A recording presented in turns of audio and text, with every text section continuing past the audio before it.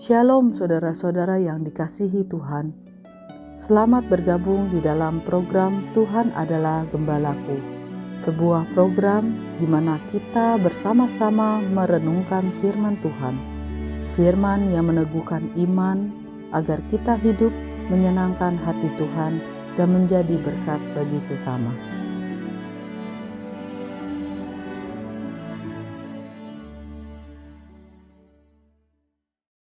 Shalom saudara-saudara yang dikasihi oleh Tuhan.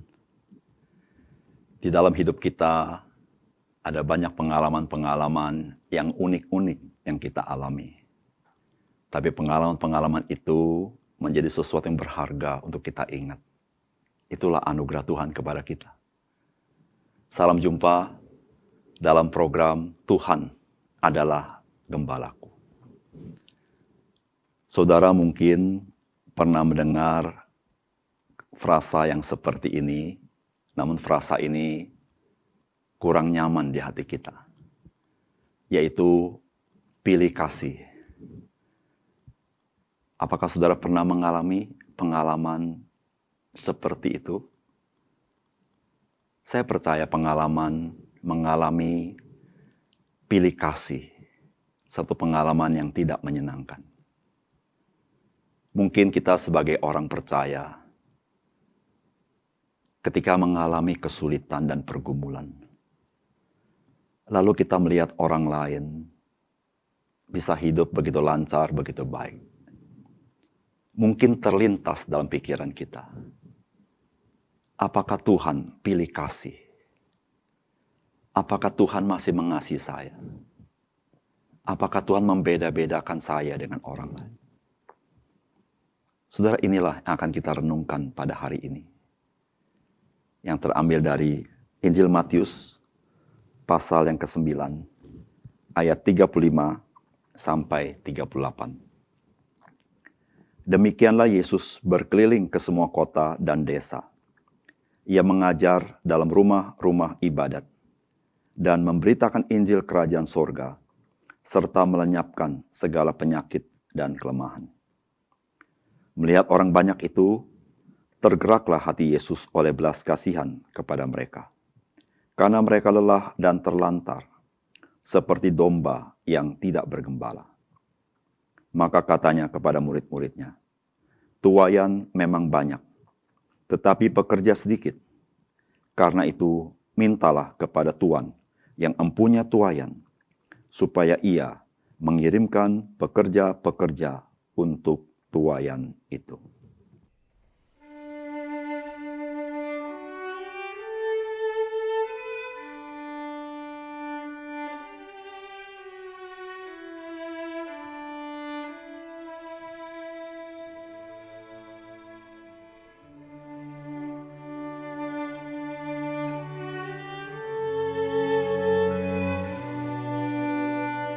Saudara-saudara yang dikasihi Tuhan, sejak Tuhan Yesus masuk di dalam pelayanan, sejak umur 30 tahun, maka Tuhan Yesus tidak berhenti, terus melayani, kemana saja.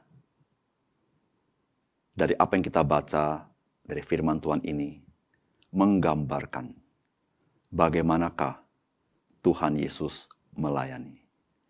Sehingga saudara-saudara, kita boleh mengenal Dia yang begitu mengasihi kita melalui pelayanannya yang luar biasa.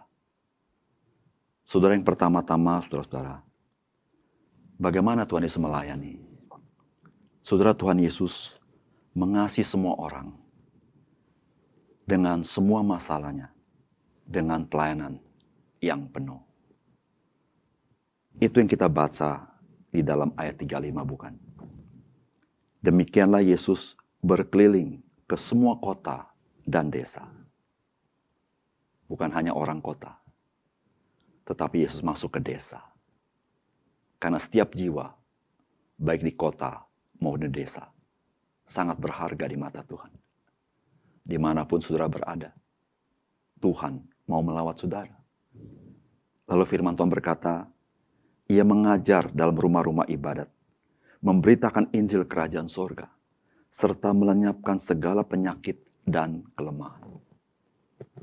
Saudara, Tuhan Yesus melayani semua orang dengan penuh pelayanannya, saudara-saudara. Dengan segala kebutuhan-kebutuhan hari-hari yang mereka alami. Namun mereka juga perlu kebenaran firman Tuhan untuk diajar. Dan mereka butuh Injil supaya mereka mendapat kabar baik dan diselamatkan. Saudara-saudara yang kasih dalam Tuhan, apapun kebutuhan saudara, dimanapun saudara berada, posisi apapun yang saudara miliki hari ini, saudara, Tuhan mengasihi saudara. Dia ingin melawat saudara. Dia ingin menolong saudara dalam pergumulan saudara. Tuhan pun ingin mengajar saudara, supaya saudara memiliki iman yang utuh. Bahkan saudara, Tuhan ingin saudara mengenal kabar baik, yaitu Injil Yesus Kristus, yang menyelamatkan, yang memberikan hidup kekal ketika saudara percaya kepada Dia. Semua orang Tuhan ingin layani. Pertanyaannya, apakah kita mau dilayani oleh Tuhan? Apakah saudara mau dilawat oleh Yesus Kristus? Jikalau saudara mau, saudara akan mengalami lawatan Dia. Dan saudara akan mengalami damai sejahtera daripada Tuhan Yesus. Yang kedua, saudara-saudara, Tuhan Yesus memperhatikan setiap orang dengan belas kasihannya. Ini kita tahu dari ayat 36. Melihat orang banyak itu, tergeraklah hati Yesus oleh belas kasihan kepada mereka. Karena mereka lelah dan terlantar, seperti domba yang tidak bergembala. Tahukah saudara, ketika Tuhan melihat saudara,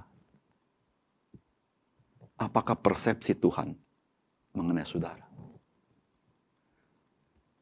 Saudara, Alkitab berkata, melihat orang banyak itu, tergeraklah hati Yesus oleh karena belas kasihan kepada mereka. Saudara-saudara, Tuhan kita, Tuhan berbelas kasihan. Itu kita tahu juga dalam perjanjian lama. Tuhan adalah Tuhan penuh belas kasihan. Dan Yesus datang ke dalam dunia. Dia adalah Tuhan. Dan ketika melihat orang banyak, jatuh belas kasihan. Kenapa Tuhan berbelas kasihan kepada kita? Karena Dia melihat kita seperti domba yang tidak bergembala. Apa artinya? Artinya, kita rentan terhadap ancaman. Kita rentan terhadap bahaya. Saudara-saudara, siapakah orang yang sangat memperhatikan ketika kita hidup dalam bahaya? Bukankah orang itu sangat mengasihi kita, bukan? Saudara, Tuhan kita adalah gembala yang baik. Dia sangat memperhatikan kita. Dia tahu kondisi kita. Dia tahu bahaya yang mungkin mengancam kita. Dia berbelas kasihan kepada kita.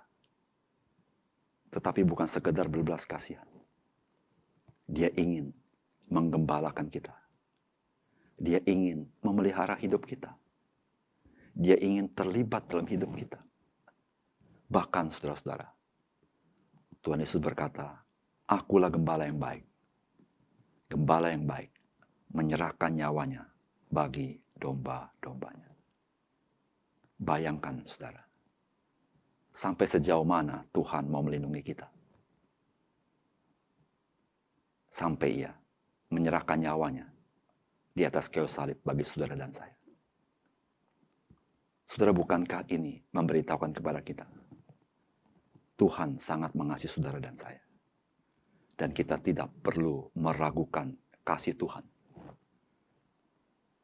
Dalam segala situasi, Tuhan tidak pernah meninggalkan kita. Dia gembala yang baik.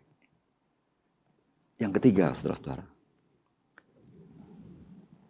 Saudara, Tuhan yang memperhatikan kita, Tuhan yang berbelas kasihan kepada kita, adalah Tuhan yang ingin kita memiliki hati yang sama seperti Dia. Hati yang berbelas kasihan kepada orang lain. Hati yang ingin melayani orang lain.